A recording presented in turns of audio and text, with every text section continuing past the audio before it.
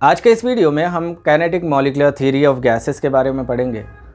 जैसे कि आप जानते हैं हम चैप्टर स्टेट्स ऑफ मैटर देख रहे हैं, इसके अंदर हमने गैस लॉस देखे।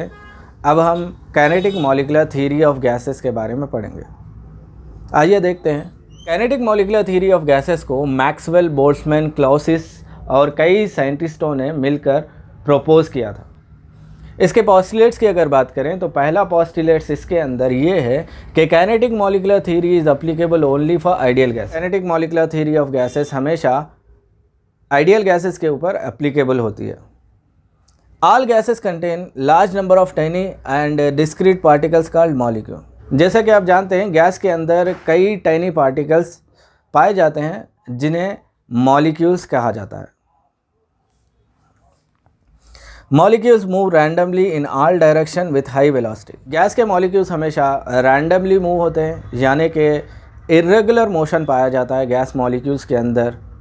इसे आप आम ज़बान में कहें तो गैस मॉलिक्यूल्स का मोशन जिगजैग मोशन होता है, यानी कि जिधर बोले उधर गैस मॉलिक्यूल्स मूव करते हैं और गैस मॉलिक्यूल्स हाई वेलोसिटी से ट्रैवल करते हैं। नेक्स्ट पॉइंट की अगर बात करें तो molecular motion is unaffected by gravity. याद रखें गैस मॉलिक्यूल्स के ऊपर ग्रेविटेशनल फोर्स का कोई असर नहीं पाया जाता। यही वजह है कि गैस मॉलिक्यूल्स ज़मीन की सतह से ऊपर उड़ते हुए नज़र आते हैं।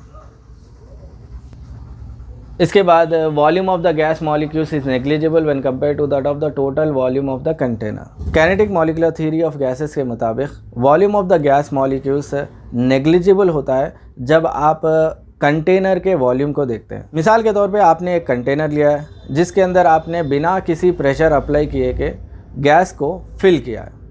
अब आप जब प्रेशर अप्लाई करते हैं तो गैस कंप्रेस हो जाती है और गैस इतनी कंप्रेस हो जाती है कि गैस मॉलिक्यूल्स का वॉल्यूम कंटेनर के वॉल्यूम से कंपेयर करने पर नेग्लिजिबल नज़र आता है। Next point, there is no attraction और repulsion between the gas molecules. याद रखें गैस मॉलिक्यूल्स के दरमियान में कोई अट्रैक्शन या फिर रिपल्शन नहीं पाया जाता। काइनेटिक मॉलिक्यूलर थ्योरी के मुताबिक गैस मॉलिक्यूल्स के दरमियान में अट्रैक्शन और रिपल्शन नहीं पाया जाता। यही वजह है कि गैस मॉलिक्यूल्स को हम देख नहीं पाते। हम लिक्विड्स और सॉलिड्स को देख सकते हैं क्योंकि लिक्विड्स और सॉलिड्स के मॉलिक्यूल्स के बीच में फोर्स ऑफ अट्रैक्शन होता है, जिसकी वजह से वो आपस में करीब रहते हैं और हम उन्हें देख सकते हैं। गैस मॉलिक्यूल्स के बीच में फोर्स ऑफ अट्रैक्शन या रिपल्शन नहीं होने की वजह से हम गैस मॉलिक्यूल्स को नहीं देख पाते। Pressure exerted by the gas is due to the collision of the molecules on the walls of the vessel. Gas molecules का प्रेशर गैस के ज़र्रात कंटेनर के वॉल्स को कोलाइड होने की वजह से मालूम होता है। जितना गैस के मॉलिक्यूल्स कंटेनर के दीवारों को स्ट्राइक करते हैं या फिर कोलाइड करते हैं उतना गैस मॉलिक्यूल्स का प्रेशर माना जाता है। Collision between the gas molecules is perfectly elastic, that is no loss of kinetic energy during the collision.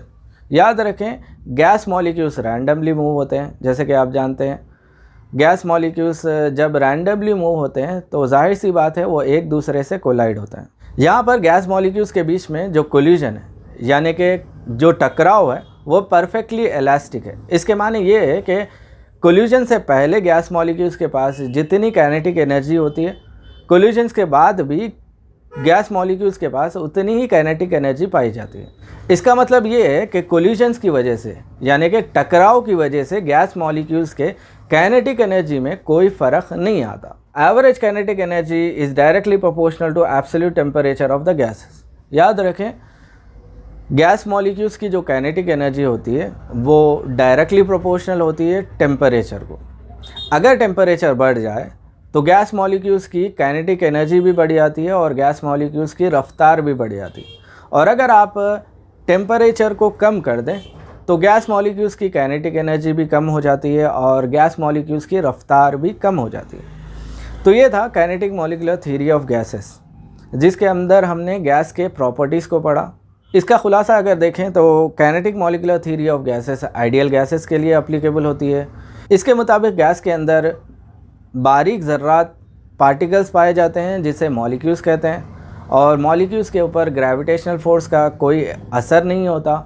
Molecules के दरमियान में कोई फोर्स ऑफ अट्रैक्शन रिपल्शन नहीं पाया जाता और गैस का प्रेशर मॉलिक्यूल्स कंटेनर के दीवार को स्ट्राइक करने की वजह से आता है। और अगर आप वॉल्यूम की बात करें तो गैस मॉलिक्यूल्स का एक्चुअल वॉल्यूम कंटेनर के वॉल्यूम से कंपेयर करने पर नेग्लिजिबल होता है, और जब टेम्परेचर बढ़ता है तो गैस मॉलिक्यूल्स की काइनेटिक एनर्जी ऑटोमेटिकली बढ़ जाती है, और गैस मॉलिक्यूल्स के बीच में जो टकराव है वो परफेक्टली इलास्टिक होता है, यानी कि टकराव से पहले और टकराव के बाद गैस मॉलिक्यूल्स की काइनेटिक एनर्जी में कोई फ़र्क नहीं पाया जाता।